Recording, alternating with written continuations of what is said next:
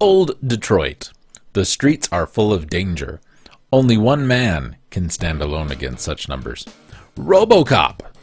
With state-of-the-art weaponry, a skin of steel, and nerves to match, he stalks his prey. Evildoers everywhere. This is RoboCop 3, developed and published by our good friends at Ocean. Gee, thumbs up. September 1992, it's part of the RoboCop franchise, and instantly, right off the bat, I can tell you this is not going to be good for a couple of reasons. Number one, RoboCop 3. Number two, Ocean. And number three, it doesn't have the classic NES and other platform RoboCop music, which had unofficial lyrics that went like this. He is a robot. He is a cop.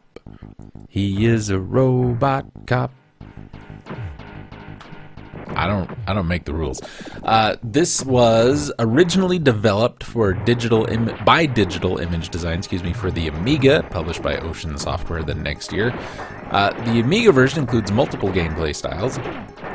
During 92 and 93, other versions, which were just side-scrolling like this one, were released for the Atari ST, DOS, Commodore 64, ZX Spectrum, arcades, NES, Super Nintendo, Game Gear, Master System, and the Genesis.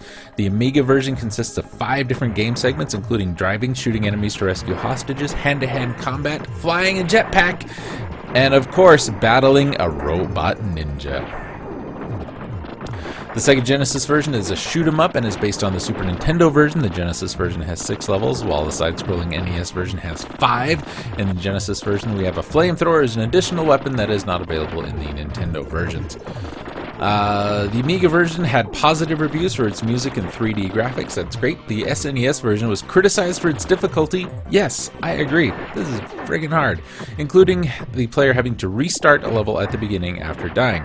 Enforce criticized its poor collision detection. Yes, I agree. The animation and sprites. Yes, I agree. The appalling sound effects. Yes, I agree. The lack of variation. Yes, I agree. While noting that the backgrounds look better than most average games. Yeah, sure. Jason Brooks of Superplay called the SNES version a very forgettable release.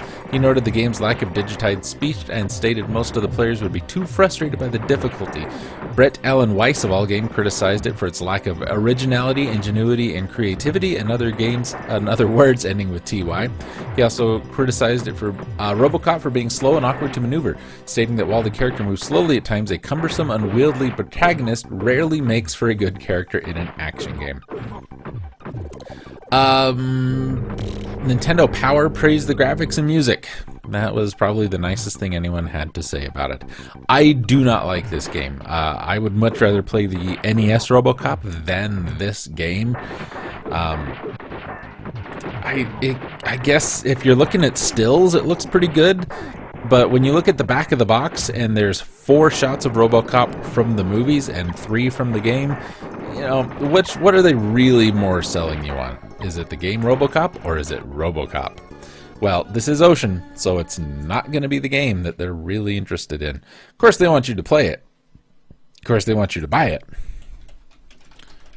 But, you know, Ocean... Just Ocean.